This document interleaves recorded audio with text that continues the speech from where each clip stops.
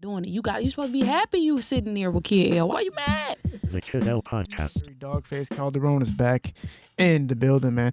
You know, everybody's got to love you right now because you represented hardcore for the city of Detroit, for the Detroit music scene. When you take a situation like, you know, Wack100 making false claims and false paperwork against Tee Grizzley, these guys think they can get away with everything, right? These guys think, well, there's nobody in Detroit that's going to stand up or defend or do anything, or they might be scared of me, or they might be afraid to tap into the situation. You weren't afraid to do that. You literally went right after the guy. I know you guys had a live conversation. I think Akademiks was helping to promote the conversation where you called out Wack100, and you had him to the point where he hung up his chat, and it was over with after that. People were saying Wack went out bad, Wack's looking terrible for this. To make fake paperwork against a superstar icon hip-hop artist, it has to be like a zero toleration rule, right? Because that's false journalism, and that's like, you know, making somebody to be out of snitch is like a capital offense in the hip-hop world, right? Listen, to lodge accusations against somebody, whether they are a rapper, whether they're somebody who's famous or somebody who's, it doesn't matter if you're famous or not, bro, is a cardinal rule in the urban environment. It's a cardinal rule in the ghetto.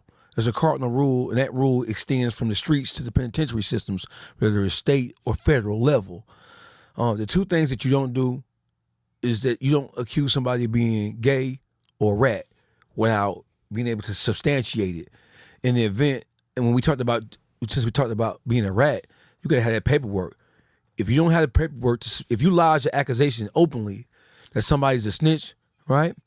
You gotta produce the paperwork. You have to have paperwork at hand. If you don't have it, right, then you're supposed to get ran out the yard. You're supposed to get disciplined. And the same thing in the street. If you call somebody a rat, you're supposed to be able to prove it. You have to prove it.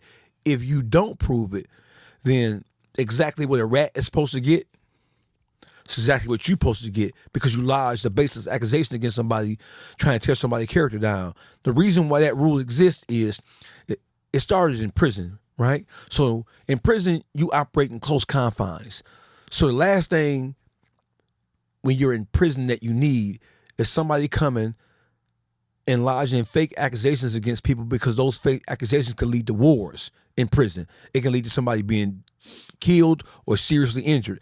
And not just the injury part, it can lead to whole groups, whole gangs, whole religious organizations getting into clashes with each other that can and have led to people being killed and people being locked down and the whole 9 yards. So the impact of lodging accusations about somebody being a snitch, that shit is the highest level of seriousness in prison, and it's supposed to be the highest level of seriousness in the street. Yes. Right? So if you lodge accusations that somebody a rat, you're supposed to be able to prove that. And if you can't prove it, then exactly what the rat is supposed to get for ratting, you're supposed to get that same shit for lodging those fake accusations against somebody. And if anybody doesn't know, essentially what happened was Tee Grizzley had his mansion robbed a few years back.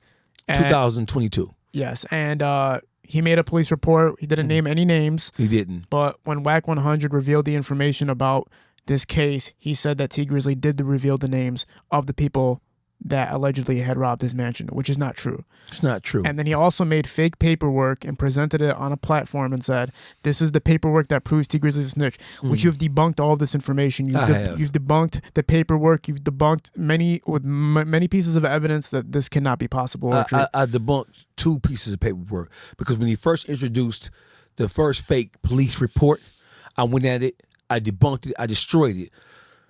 And he was just under so much pressure that he created another document because he knew he couldn't prove, he couldn't substantiate that first fake piece of shit ass document. So he created a second document that was more fake than the first one and tried to sell it to Akademiks. Once he got to the level of Akademiks, he tried to present that to Akademiks because he knew he was under scrutiny and under fire, because nobody could find the paperwork that he said was legit. Let me ask you a question. But before you say that, though, right? Because I want to make sure we clarify something. Because he's going to say, and his supporters are going to say, with they bitch ass, he's going to say, he's saying now because he's backtracking now, well, I didn't create the paperwork. I didn't create it. Somebody else gave it to me. I didn't push it. I didn't create it as content. Yeah, bitch ass nigga, you did turn it into content, right? You did turn it into content because the person who you say gave you the paperwork, Tony the Tattletale Johnson, aka Big Crip Avalon Crip Baby Shooter, he's a nobody.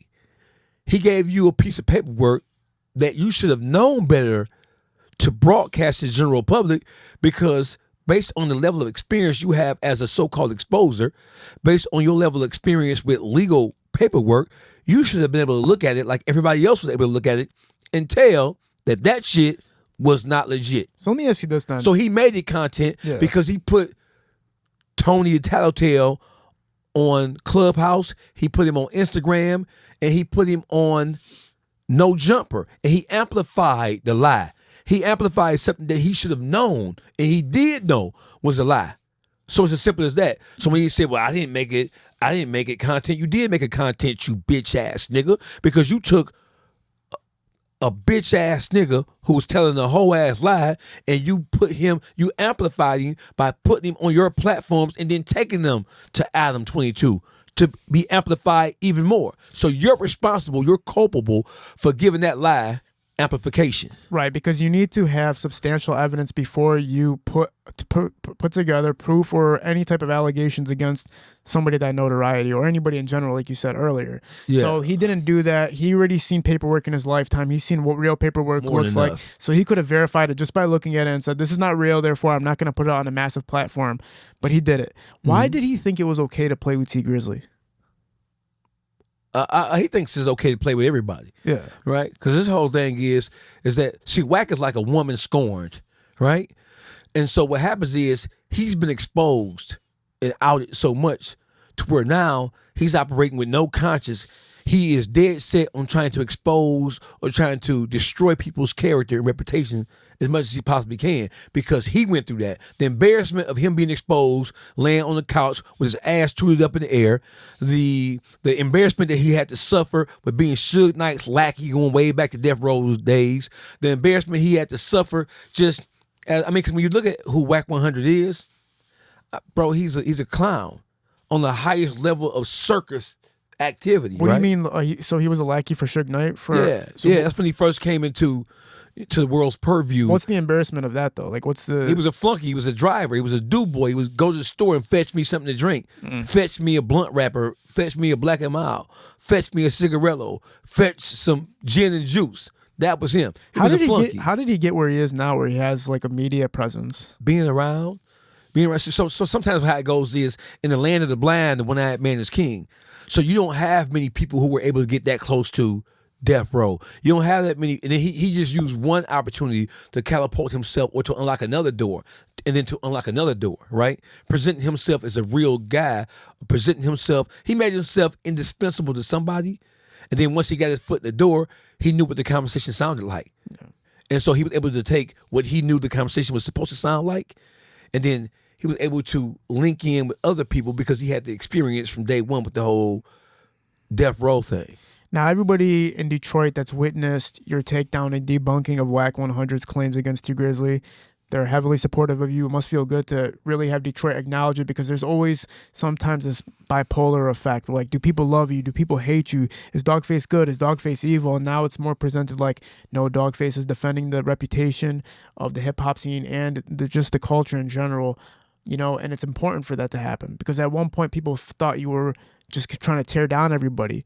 But I always looked at you as a truth seeker and, checks and balances type person.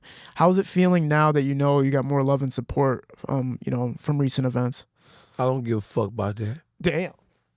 I don't give a fuck if a motherfucker love and support me, and I don't give a fuck how a motherfucker perceives what I'm doing. Makes no motherfucker, they don't pay my motherfucking bills with how they perceive it. I'm going to elevate. I'm going to continue to grow. I'm going to continue to prosper in all things that I do, whether a motherfucker here defends me or supports me or loves or like me or not. I don't give a fuck about that shit. The fact of the matter is that I've always been a supporter of all things Detroit. But a lot of things that I've done to aid and assist the growth and development of Detroit and the spread of Detroit's hip hop sound, I never talked about it. When you talk to somebody like a Helliver, when you talk to somebody like most of the radio personalities from Hot 107.5 WJLB, who I've been knowing for years, from the Big Dog Blast to Sales, to DJ Gifted, to the DJ Twist, they will tell you that I've been on the move for years trying to help spread Detroit sound. Long before 42 Doug ever got signed to Gotti and Baby, I was in Memphis throwing concerts in Memphis in 2012 and 2013. Long before Detroit sound was accepted in Florida, especially the Central Florida area, where people say that the Central Florida flow is kind of like the same dynamic of what Detroit has going on.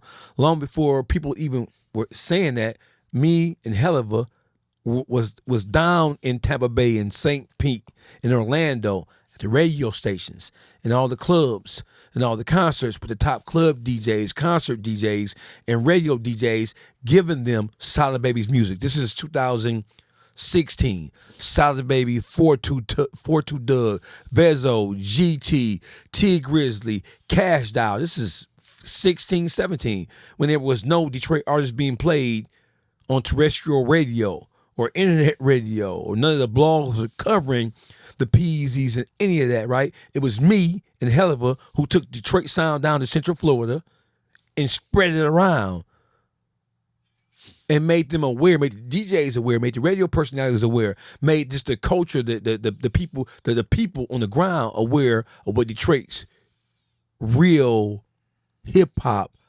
rap sounded like. It was me who did that, and it's an undisputable fact.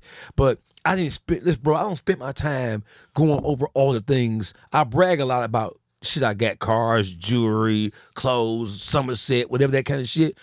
I don't really give a fuck about none of that shit at all, period, bro. If you know me, and you know me, and if you talk to people who know me, bro, I don't smoke, I don't drink, I don't use drugs, I don't eat pork, right? So when I get frustrated, angry, upset, I got a shopping habit.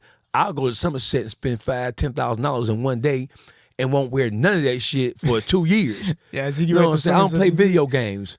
No, I don't hang with motherfuckers. When you see me and Helliver or me and RJ Watkins together in the city of Detroit, we talked about business. We talked about expanding Detroit sound. Yeah. We talked about making shit happen, concerts, events, whatever. That's what we talking about. We ain't just sitting around talking about what the fuck going on here. We ain't playing video games. We ain't smoking weed. We ain't drinking. We ain't chilling. We ain't riding no car together, riding to a park. We ain't doing none of that shit. Our conversations are strictly about what we can do to help spread and to support Detroit's overall sound and development. Simple as that. So I just want to be clear. I don't give a fuck. I didn't defend Detroit. I didn't defend 42 Doug when Wack100 had to attack 42 Doug.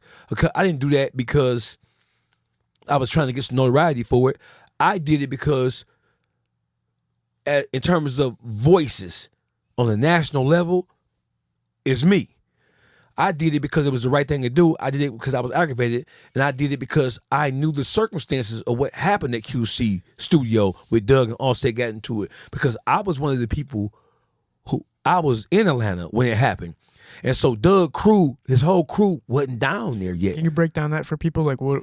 Well, I mean, Doug got into it Offset at QC Studios about 4 years ago now, where it turned into like a little physical altercation, and Wack100 was there, and he kind of like, he did diffuse the situation between Doug and Offset in their camps, and it was a situation where Doug was shooting dice, and Doug quit on him. You know what I'm saying? It wasn't his dice. You hear me?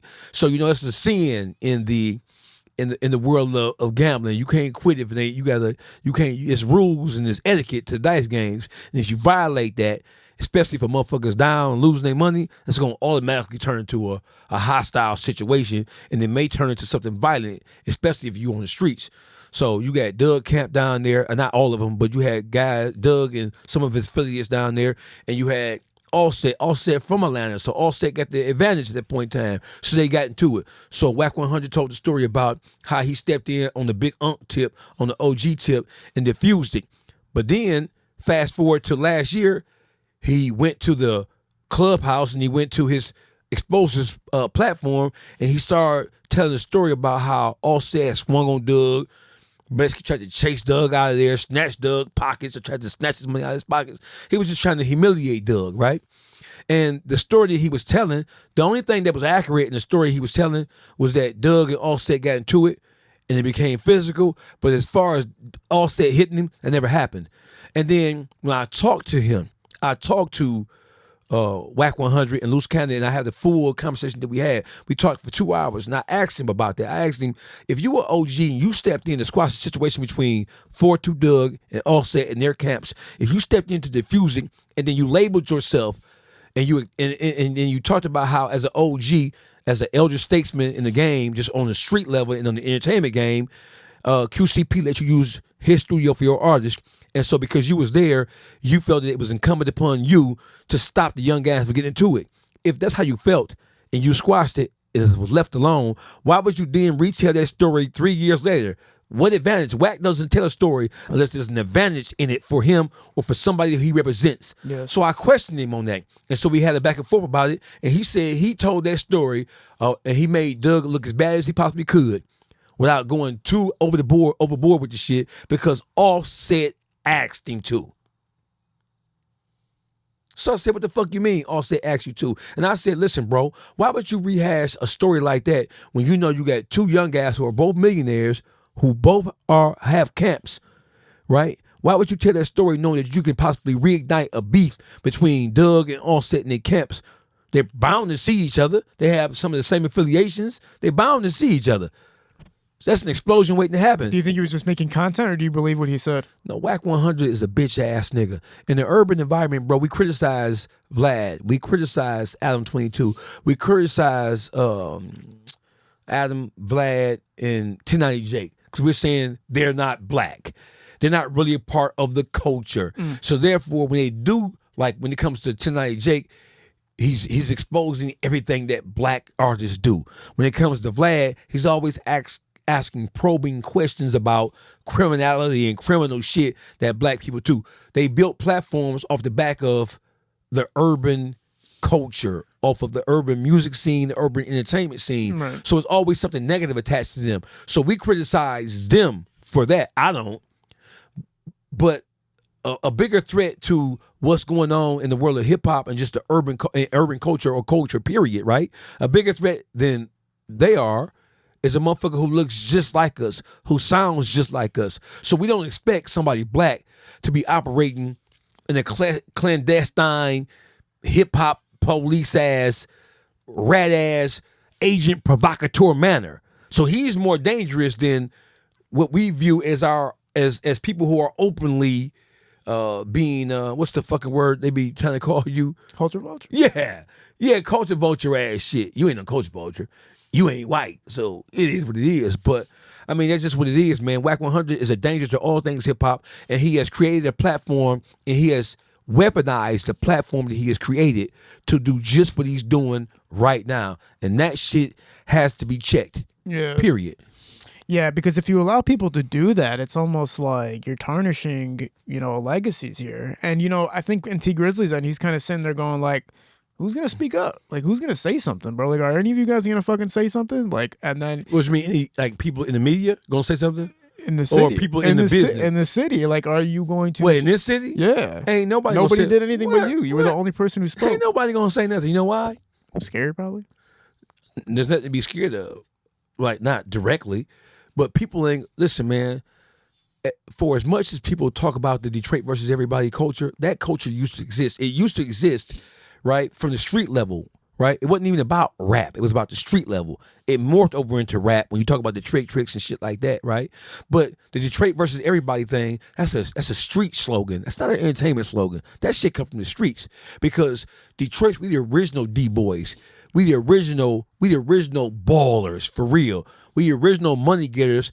And when we get money, we travel. We travel to the LAs. We travel to the Miamis. We travel to the Atlantas. We travel to the New Yorks. So the rule is, on the street level, if you ever see somebody from Detroit and they get into something, or there's an issue, or you can aid in the system in some way, you're supposed to do that even if you don't like them or care for them, right? Yes. That's the motherfucking rule, right? Yeah.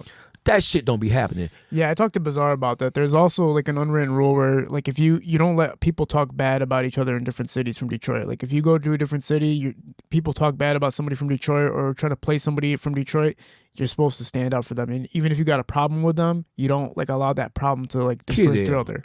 I have audio in my phone of people who are from California, people who are from Atlanta, right? People who are from Florida, people who are from New York. I have audio in this phone right here, where they are telling me stories about how Detroit artists were in Oakland, California, in LA, in Houston, in Atlanta, in New York, in Miami, slick dissing and talking down on other Detroit artists. I have the audio in my phone. I travel. You know I travel extensively. I travel more than rappers travel. Well, that's interesting because, you know, I had you know, Bang Gang Maso on here, and he was basically telling me that what you said is true. He said that he had a deal coming up with QCP, and somebody had told QCP to not sign Maso because he's affiliated with gangs. He's the biggest gang leader in Detroit, and Maso's deal got extinguished at that point.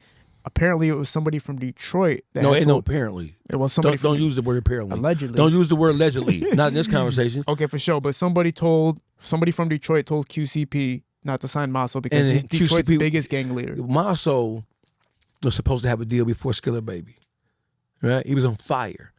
Like him, don't like him. Love him, don't love him. It wasn't just QC. It wasn't just QCP who had been told negative things about Maso. There were other people who were interested in Maso as well. I was in the room with the people retelling the story, right? Telling the stories and saying the names and had all the verification necessary. So people always talked about how Dawgface, you always starting this and you always starting that, right? Right? Nah, you motherfuckers don't have a clue. I know who got robbed. I know what Detroit rappers get robbed in Houston, get robbed in LA. I know what Detroit rappers were forced to join gangs in order to be in LA and to move around in LA. I know what Detroit rappers are paying for protection when they go to LA, New York, Atlanta, Houston, Miami. I know about motherfuckers getting robbed. I know about motherfuckers getting smacked and getting squalls off. Detroit artists. I know all that. So, and some of those artists have said negative things about me. But for as much trouble as people think I create, for as much shit that, as much people think I stir the pot, and I say stuff negative about Detroit, I kept all that information to myself because I understood that it is not helpful on the national scale for me to do that. You know what I'm saying? So I'm trying to protect them as much as I possibly can. And I have friends in high places in Houston, in LA, in Atlanta, in Miami, in New York, in Memphis, in St. Louis, and Alabama. I know a lot of people, so I hear a lot, right? And so people come to me and ask me about artists, and I've never, you can ask Helliver, listen, I did not like Solid Baby at all. Me and Solid Baby got into a hell of a studio, right?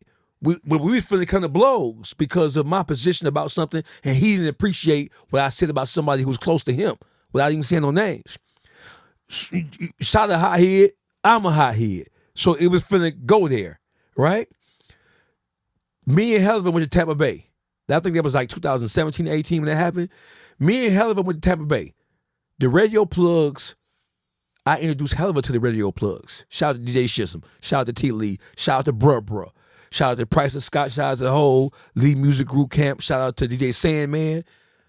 The first person's music who I gave to DJ Shism, which is iHeart Radio Tampa, was Solid Baby. I didn't let my anger or frustration with him stop me from doing what I was supposed to do as an OG and as an elder statesman and as a representative of the city of Detroit and beyond. Yeah. I didn't let my anger and frustration with him. And do you know what the fuck? You can fact check this. Do you know what Helliver said when we left the radio station? He said, man, I don't give a fuck what nobody say about you. A motherfucker can't tell me nothing about you. From this point forward, I don't give a fuck. Because I didn't think that you was going to tell him shit about Solid Baby because me and Solid got into it at Hell of a Studio while he was there. So he knew the tension between me and Solid. So when motherfuckers talk about what Dawgface did and didn't do, and what nigga, I'm not no gatekeeper in the negative sense of the word, bro. I've done everything in my power to help spread Detroit hip hop scene and to represent Detroit right. You don't hear no stories about Dawgface getting slapped, scrolls. You don't hear no stories about Dawgface getting holed out. You ain't hearing none of that shit about me. Period. And I ain't even gonna get to no gangster conversation, but everywhere I go, I got family, I got love. I tap in with the streets, with the hood. It's as simple as that. Yeah. When Tee Grizzley got booked in Atlanta the first time, in Tampa Bay, in 2017, you know who booked him? Me. And then when Wando, Tee Grizzley's rappy came home, Wando, and needed a blessing, we made it out of Kentucky after all that happened, I was Wando's first manager. It lasted for about 6 months. I took Wando to Tampa Bay. When Peasy's first booking in Tampa Bay, I did that. 42 Doug's first booking in Tampa Bay, I did that. Babyface Ray's first booking in Tampa Bay, I did that. Y&J from Flint, first booking in Tampa Bay, I did that. Hell of Us first booking in Tampa Bay. The first beat that Hell of Us sold in the state of Florida.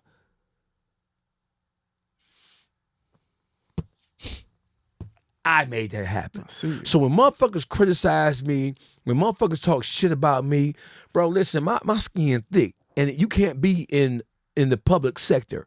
You can't operate in the public domain without having thick skin, because the entertainment business is more ruthless and more cutthroat than the streets, because everybody want to be famous. Yeah. And the fame is a drug. Yes. It is more potent and it is more harmful and it is more addictive than opioids, bro. So I'm sorry for being emotional about this shit, but it then came to the point now where on a national scale, Akademiks is not, right? Real life street stars, Cam Capone, the Danzler Project, Ugly Money Podcast, right? These are platforms you gotta be turned in order to even be considered to be on these platforms. Yeah. Right? When I went on, shout out to Tee Grizzley and shout out to Tee Grizzley Camp, shout out to D-Doc, shout out to Red, Compton Red, right? Tee Grizzley called me, what is his day, Monday? He called me Saturday morning with Akademiks on the phone, FaceTime. We had a 2-hour conversation where I broke down how the paperwork that Wack was trying to sell to the public was fake. It wasn't real. When I got through talking, Akademiks like, God damn. I already knew that he was going to call me. I already knew what it was. He said, I need you to come. Akademiks shout to Act. Act said, I need you to come on my show and explain. I know it seemed like to people like what Akademiks kind of like. No, but the fact that he put me on his platform to explain and to break it down, that shit was major. Yeah. And since that time, bro, I have $15,000 of interview deposits in my phone. Amazing. Where I am now. Because it was what it was. Once you get to Akademiks, you know what it is. We made Akademiks twice, and the first time we made it, it was like my phone exploded. And it wasn't even me directly talking in the video. It was like a guest. And then when I seen you, I was like, oh, I already know it's over with. Like Dawgface, like you needed that re-up again because, again, all of your platforms got extinguished by people or whatever the case might be. And I think this is like the my new YouTube channel, the day after I was on Akademiks show, I got 1,000 subscribers. I woke up the next morning with 1,000 subs because they just took my YouTube channel again about 3 weeks ago. So I started another one, Dawgface TV Podcast Unleashed. That's a shameless plug. Who the hell is taking your shit, son? Jay O'Neal. Jay O'Neal. And the whole merry band of fuck boys. What's the latest with you and Jay O'Neal? Oh, the latest, I just went to court this morning. Jay O'Neal pressed charges on me officially. He went to Macomb County Sheriff Department and pressed charges on me. Was he got defamation? No, he said I threatened him. Oh, you ain't see it? Not the threatening. I didn't see the threatening part. No, he said, so I'm going to read it to you. I went to court this morning. Damn. I hired Todd Perkins. I love Todd, man. Yeah, I hired Todd Perkins. Todd's a great guy. I hired Todd Perkins, and when we finna fight this shit. Where the fuck is this shit? We finna fight this shit. I'm a fighter, bro. I can't believe he actually took it that far. That's crazy. Why you can't believe it? Just because, sometimes people will pump fake and No, just to scare somebody and they don't actually there you go go. through? What do we You got? can read going? it. Read it for the general. Read it. Telecommunications services malicious use. Did maliciously use a service provided by telecommunications service provider with intent to terrorize, frighten, intimidate, threaten, harass, molest, annoy, or disturb the peace and quiet of Jaquan O'Neal Harrison. Whew. It's got your name on it. And people have been talking about, signed and stamped. and people have been talking about, so people don't give a fuck. So listen, I'm Dawgface. Nobody likes Dawgface. So a motherfucker can tell on me and everybody cool with it. And we don't give a fuck. It's Dawgface. Do what you do. There's a consent. Because all he been saying is, Street Lord Wine told me to do it. He been doing interviews since he went and filed charges on me. And the Dawgface, Wine told me to do it. Al Nuke told me to do it. They said, fuck it don't count because it's you. So what I've learned about these motherfuckers is they'll try to bait me like Sonny from The Godfather. How did Sonny get killed? Sonny got killed because the family's ops told Sonny to beat their sister, knowing that she was gonna call Sonny, and Sonny was gonna come running to her defense. And when he came running, after she got the phone call, yeah, he beat me, Carlo beat me. Sonny ran out the house, going over there to beat Carlo ass, and they shot him and killed him on the causeway. Got baited, yeah. Got baited in. So motherfuckers try to play me the same way. Oh, Dawgface is a volatile motherfucker. All you gotta do is keep on trolling him and keep on doing this and keep on doing that. Hey, listen, I don't even want no trouble with these niggas no more. I don't want no trouble. I'm just gonna keep on riding my $100,000 cars. That's a new one out there, by the way. It's beautiful. That's a new one. I'm gonna keep on riding my car, riding my bikes, riding my slingshots and my motorcycles. Bro, listen, I don't even want, first of all, this shit I'm on now, I don't even, whatever, say whatever you're gonna say, right? I'm gonna keep on doing what I do with the YouTube street shop, my whole crew. I'm gonna keep on pushing my own line. I'm gonna keep on building my brand. But as far as me giving motherfuckers my attention, I'm gonna finally follow your advice. What's up? I'm gonna finally follow your advice, right? And you ain't getting no argument out of me. What for? I already know what it is. I know what they're trying to do. They're trying to tell on me. Is Jay O'Neal the one that made that fake ass photo of me and you? Yeah. That was crazy. That's him. Same Hey, motherfucker. bro, man, my DMs went crazy that day, and I could not believe how dumb people were. Yeah. I couldn't believe people were like, this real, this real, this real. I'm like, bro, are you mentally ill though? Like, Right. does that even look real? And then luckily he dropped the video. If he didn't drop the video, I would have been in trouble because people are dumb. When you watch the video, you can clearly see it's fucking fake. But I was like, Right. why is this guy even spending the time to do that? And then he said he did the same thing as Wack. He said, I didn't make that. I just got that and I posted that. And I was like, no, man, you made that shit. Where did it come from originally? Listen, the whole thing is you made your content because you posted it and you posted it on purpose. And then you targeted Kid L. Yeah. You looked for a platform and you targeted Kid L and me on purpose because they don't like you. Are you surprised they targeted you? Who, me? Yeah, they don't like you because Kid L and Dawgface always taking up for Kid L. Hey, Kid L always taking up for Dawgface. I got luckily some Street Lord cats have hit me up and they want to come on the platform, so a lot of things can be cleared up, which is nice for me because I think like there just needs to be an open discussion about this shit. I don't think it needs to be keep being hidden. Otherwise though, doggy man, with the brilliance of what's happened recently, your name is skyrocketing. I feel like it's gonna put you on the frontier again. And not to pry into it too much, but will you ever reveal who has been blackballing artists from label deals? Will you ever get? Because I know you know. I'll tell you. Yeah, I mean not on the thing obviously, but will you ever do it on your show? Will you ever do that, or will you keep that to yourself about who is blackballing these Detroit artists?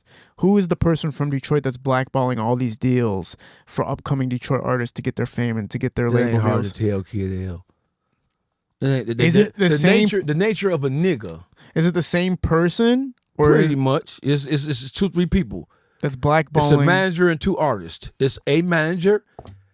It is a manager and artist, a duo, and it is another artist who has management too, but he really kind of like spearheads his own campaign. Will you ever reveal the information? What, publicly? Yeah.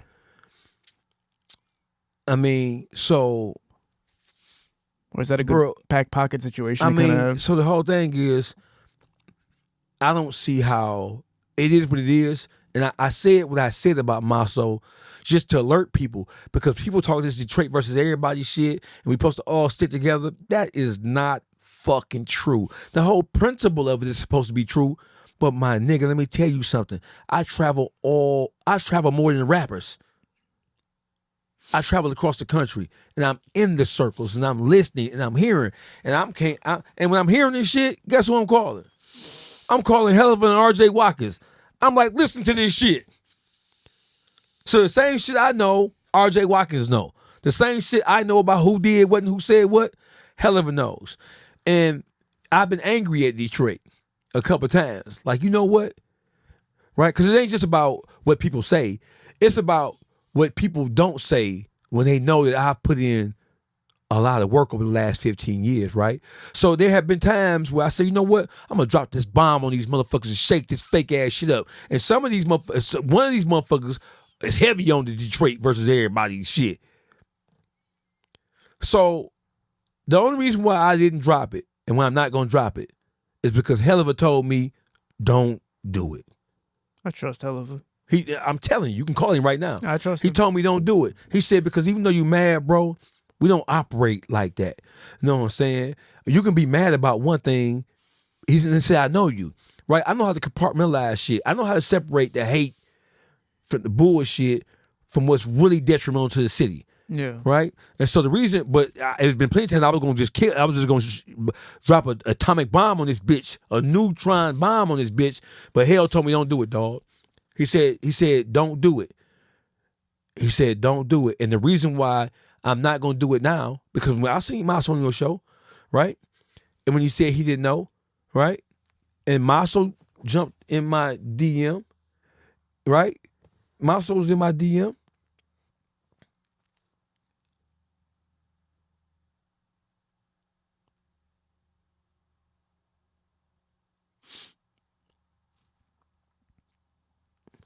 He in my DM asking me for the information.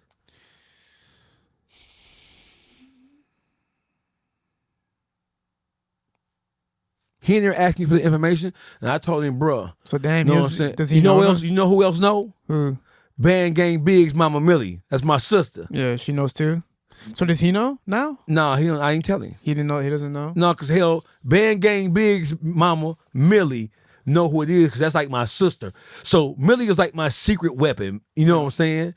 And that's Band Gang Big Mama. What's going on with the food stamps in Detroit? What's your perspective on the shortage and the cutting of food stamps in Detroit? Well, so we're in the government shutdown, and in a government shutdown, things that are federally funded, they are affected, right? You look at TSA. I'm a freaking traveler. So TSA, you go to the airport, what would take 15, 20 minutes to get through TSA, depending on how long the line was, might take you a half hour waiting. It now takes 3-4 hours because the TSA agents are federal and they are not getting paid, right? And then Trump said that even when the shutdown is over, there used to be a situation, well, prior to this shutdown, when federal agents or federal employees would lose their pay because of the government shutdown, they would get back pay, or they would get a stipend. They would get something to make up for the fact that I ain't been working for 3 weeks or 4 weeks. My rent due, my car note due. They would get reimbursed. But Trump said that no matter what happens, they're not going to get reimbursed. And most TSA agents, they don't make a lot of money. They don't make a lot. Police officers as a whole don't make a lot of money. And most of them have mortgages. They have rent to pay. And so if you're not going to get that back pay, that means you're going to be in an immediate deficit as soon as you kick back up. But when it comes to food stamps, bro, let me just tell you something, right? So people always ask me what I think about Donald Trump. I don't think nothing about Donald Trump. I'm rich. I'm rich for real. You know what I'm saying? So the shit that affects, but even though I'm doing well, my family is doing well, right? I live in a private community. My kids go to private school.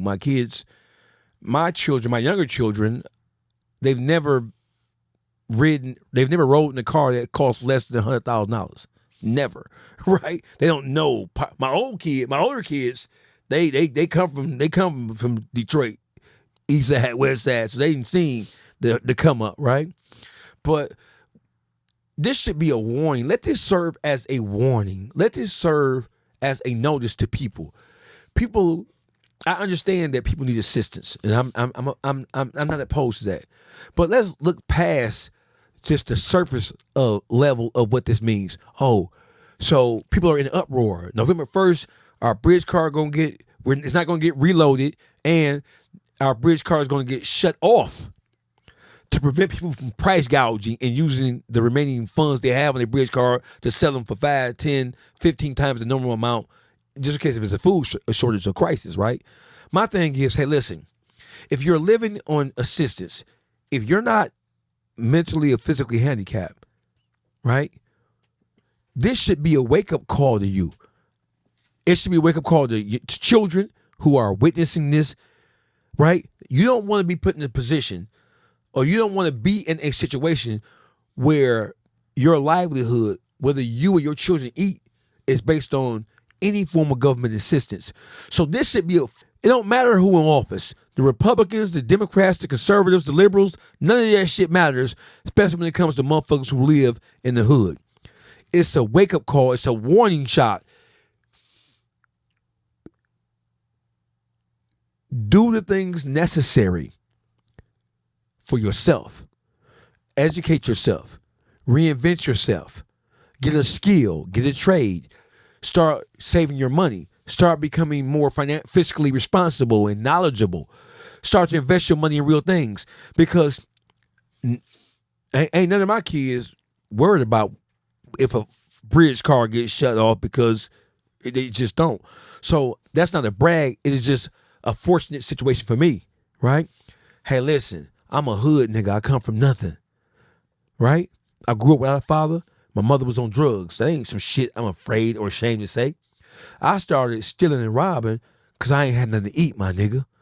So you don't never judge a man like Wack was trying to do with Tee Grizzley. Oh, he was a robber. He was a thief. My nigga, you don't never judge no man based on where he come from. You judge a man according to what he was able to do with the limited amount of resources that he had when he was coming up and what he was able to turn his life into. So when the motherfuckers say, oh, he said his mother was on drugs, and I'm a millionaire a couple of times over, my children, the old ones and the young ones, I bought my daughter a car as a gift for the coming of as a birth gift. All of my kids got diamonds. All of my daughters have diamonds in their ears, right? I'm able to do what I need to do because I put myself in a position to where I don't sell drugs. I ain't in the street. I don't do no criminal activity whatsoever. I don't have to. You know why? Because I figured out how to survive in this world. I figured out how to use all the energy that I was putting in trying to rob and sell dope and all that kind of shit. I figured out how to do what I need to do legitimately without the risk of going to jail or getting killed in the street like a dog in the street or being a statistic. So the whole thing with Donald Trump, the whole thing with politics is that it doesn't matter who's in office. We're all pawns on a chessboard. We're all cannon fodder. So what you need to be doing is instead of devoting a second of your time mad, angry, and upset about some government subsidy, you need to be trying to figure out how to change your life for the better so that you too won't be concerned about a fucking bridge car, bro. Because how fucked up is that people are sitting back afraid of not being able to feed their kids at all or properly because you ain't got no government assistance. Man, get your ass off that assistance. Go get a job. Start a business. Find somebody who you know who's done it and ask questions. Black people don't ask questions. They don't ask the right questions, right? And they're concerned with too much of the dumb shit. Right now, what is it, Monday or Tuesday? What is this? Monday. Motherfuckers right now, even though we're still under the threat of the food stamp, because Big Gretch said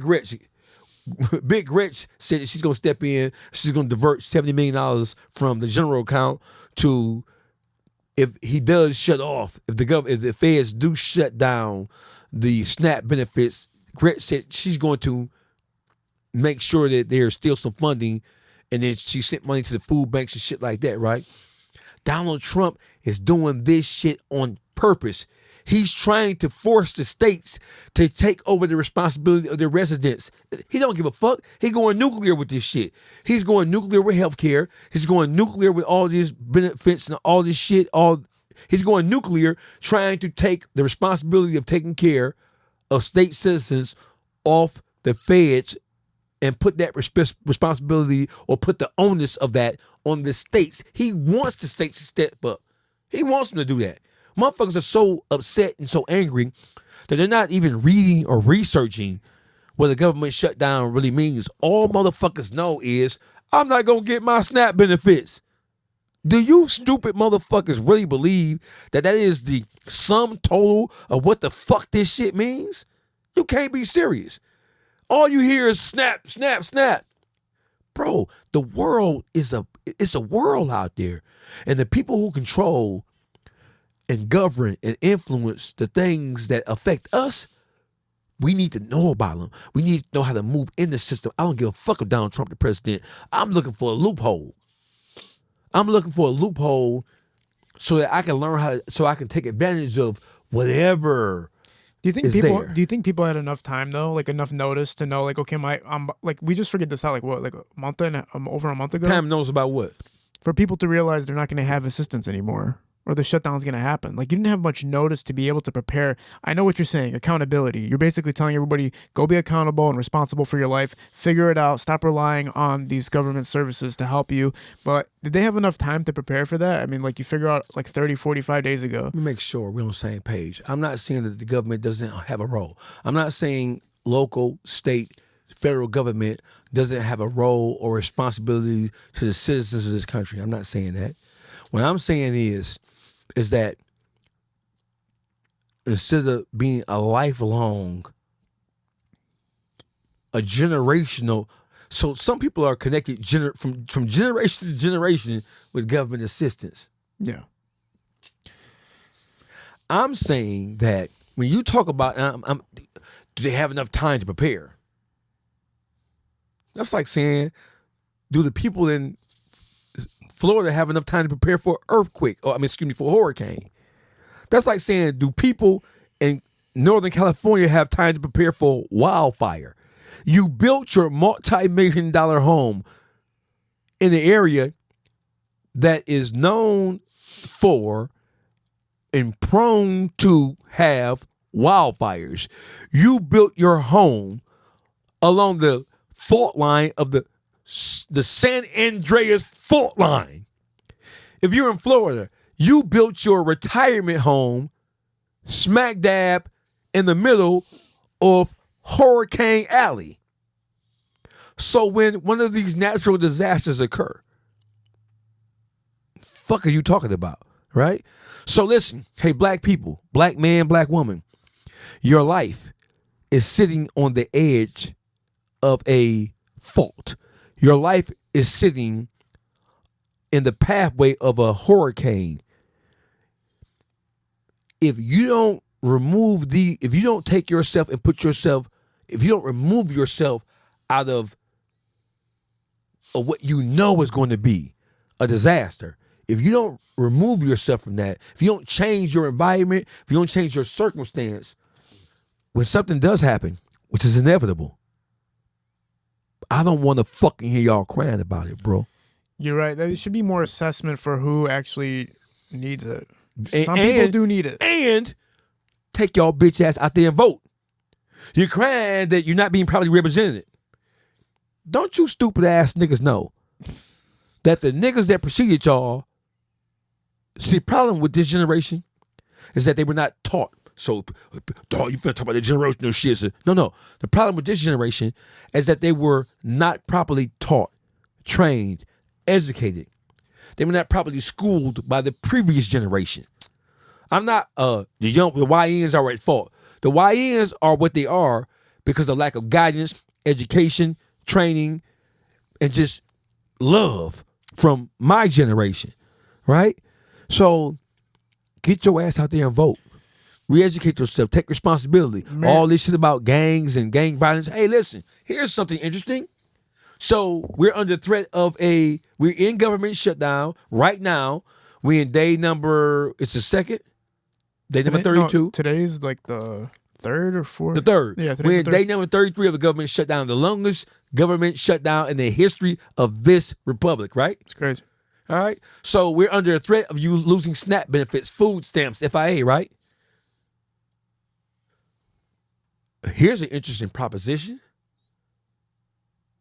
Why aren't we seeing these gang leaders who patrol and run these neighborhoods, why aren't we hearing them who are always saying, hey, don't blame us, blame your kids, blame the household? Why aren't we hearing these gang leaders talk about what assistance they're going to bring to the neighborhoods that they control?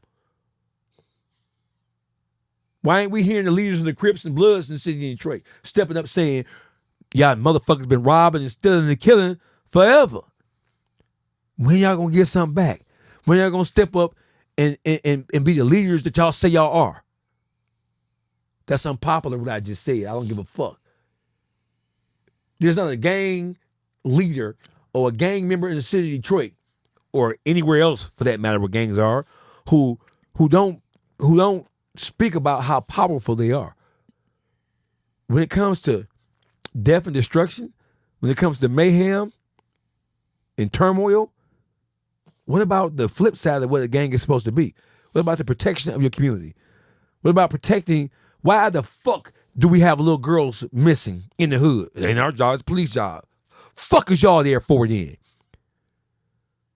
Why are we having, why if y'all got switches, blickies, grenades, tanks, all this shit in the hood. Y'all got all the heart in the world. Why the fuck we got these little girls coming up missing? Why the fuck do we have Ned Zeke? There are more gang members than there are people who are members of New Era Detroit.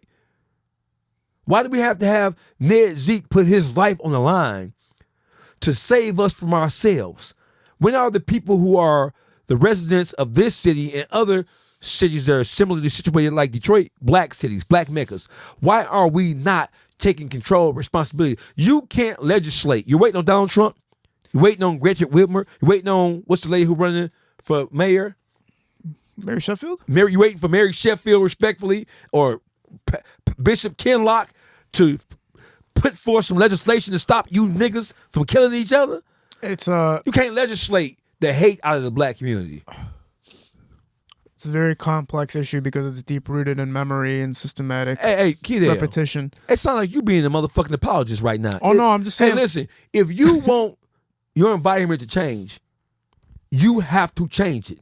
Right, but look at individuals themselves like as a humanistic aspect of just saying one person has trouble changing on his own. Now imagine people trying to govern 700,000 people and saying we need you all to transform into more conscious beings. Hey, listen, you ain't got to do a motherfucking thing. It's hard. I'm just saying it's hard. Hey, I'm black. As a motherfucker, been black my whole life, right? No disrespect. Kid L, if you tired of the gang violence, you tired of babies getting shot, you tired of all this shit that's negative in the black community? The black community it has to be a revolution in terms of the way black people think. Right? Nothing will change if the mind state of the people who live in the black community as a collective whole don't change. If you're waiting for the white man who you say you don't like and who you say had us in slavery, if you're waiting for the white man who you say enacts policies and the white police and your black, if you're waiting for any of them to give a fuck enough about you to change, if you're waiting for people who you say hate you to change, to create a circumstance or to create a condition for your betterment, you are fucking insane. The change has to come from the inside. And if y'all ain't willing to change, then die and suffer. I'm going to put you on the spot here. How many food drives from celebrities in Detroit do you think are going to happen during the shutdown? They ain't put me on no spot. You know what I'm saying? How many collective community efforts do you think there is going to be from the rappers and the entertainers? I think there are some pretty conscious rappers, even they talk that gangster shit, but all the rappers that I know at the top of the totem pole, right? They are all pretty well-rounded, cerebral young men and women, and I really do believe that there's going to be a collective. I really believe that the rappers who are at the top of the totem pole, I really believe that they're going to step in. I really believe that they're going to try to lend their time, effort, energy, and their pocketbook and their checkbooks to help out. I have faith in them. I'll put it like that. I have faith in them. I have faith in Detroit. I have the faith in the Detroit hip hop community. I have faith in Detroit as a whole. Thanks. What was the trip out to Detroit for this time? Did you have like just to see family this weekend, or? No, I live here. I thought you I own property in Georgia. I own property in Florida. But I like own property in Alabama. I didn't sell none of my shit. I come and go. Yeah, but I'm saying this visit. Like, was there a specific reason for this visit, or is it just like? Well, I had meetings with Helliver Cool. and RJ Watkins. You guys still working on that project? Yeah, it's close. It's finna go down. You guys getting the OGs together with the new generation? Nah, fuck that. Oh, you guys are done with that one? Fuck all that. Putting them old niggas together with the young niggas. I thought that's what you guys were doing. No. What were you guys thinking about doing? It's something way bigger than that. We tried that already. Oh, okay, I got you. But we tried that with the Welcome to Detroit project. Most of those songs are not. We can actually take that album and put it out right now. Cool. We can actually take the Welcome to Detroit album we're working on 2017, 18. It was me, Helliver, and RJ Watkins Jr. We can actually take that album because I think we had finished 22 songs. I think we can actually take that and put that out right now. I don't know. I think RJ is the biggest hindrance when it comes to that, right? But because I don't think RJ wants to focus on. I think we have new projects. What's the new idea you guys got? Can't talk about it? All right. But it's fucking major. Shout out to Helliver, man. Shout out to Helliver, and shout out to a couple of different label heads who believe in the next step of what our collective is going to bring. Did you see this? It's so funny because I have a lot of friends that pay attention to the Detroit music scene from the outside, but they also pay attention to crime news in the D. And this funny ass video came up where a police officer was on a live communication with a judge, and he had no pants on, man. And my cousin says something crazy. He's like, "Man, I just need that representation to be up to par. Like, I need pants to be on my cops." That's kind of what he said because he lives in Detroit. What did you feel when you seen that cop with no pants on during the judge interview? Somebody sent it to me yesterday, right?